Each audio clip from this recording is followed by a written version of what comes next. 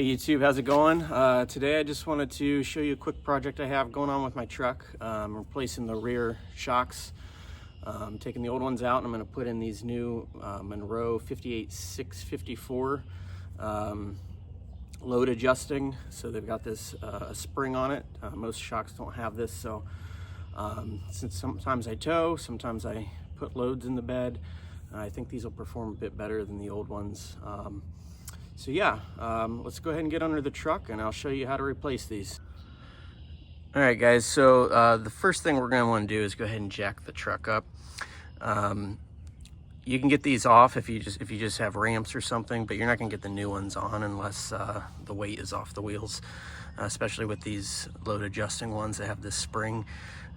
Pretty much impossible to compress by yourself, so you'll definitely need to get the load off of the wheel to get the new ones back on. So I'm gonna go ahead and get this jacked up and then I'll see you under the truck.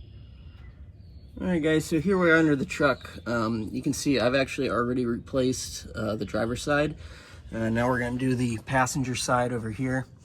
There's only 2 bolts. So down here, you got a bolt and then a nut on the other side. So you'll need 2 sockets, one on each side, or a crescent wrench, or some other kind of wrench on the other side to hold this nut right there.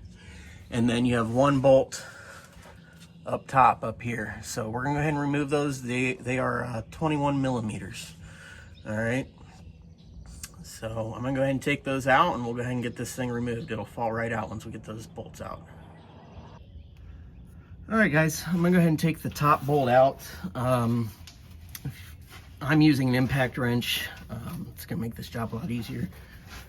If you guys don't have an impact wrench, I highly recommend you get one.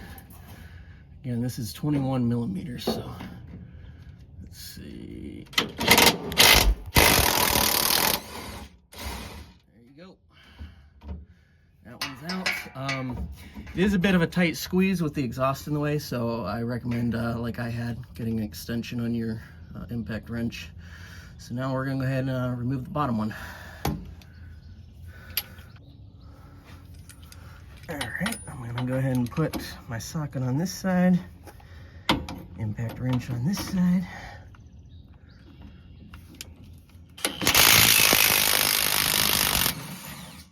And just like that.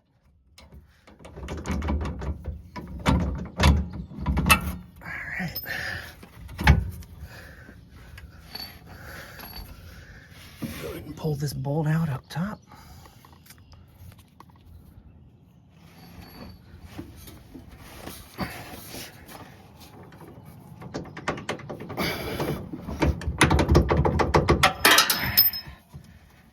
Alright, and then just wiggle this loose.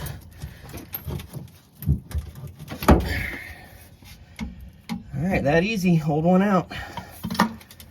And then we're just going to reverse all this and get the new one back in. So let me go ahead and grab the new one.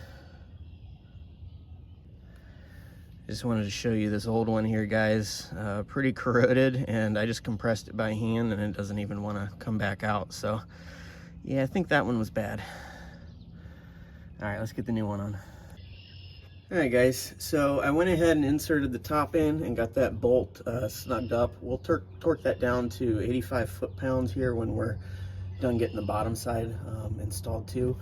But here's what I wanted to show you with the bottom. So see how this does not line up the hole right now? We got to jack the truck. Actually, we got to lower the truck a little bit to get those holes lined up.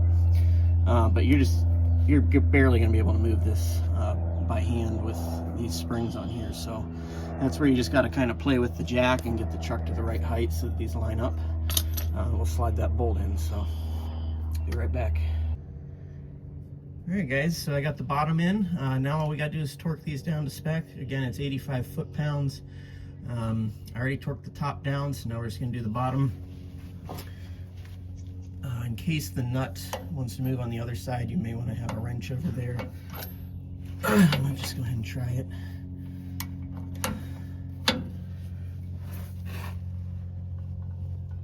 All right, there we go. That's 85. We're all done, guys. pretty simple overall.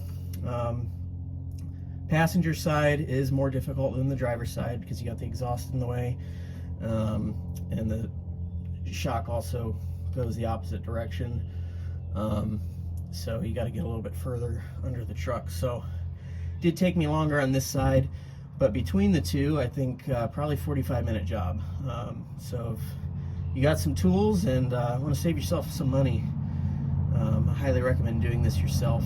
I think pretty much anybody can do it. So yeah, guys, I'm going to go ahead and leave a link to these shocks in the description, as well as any tools that I've used. So if you guys want to use those links to pick anything up, that'll help me out. And yeah, if you could like and subscribe if you enjoyed this and want to see more of it. Have a great day, guys.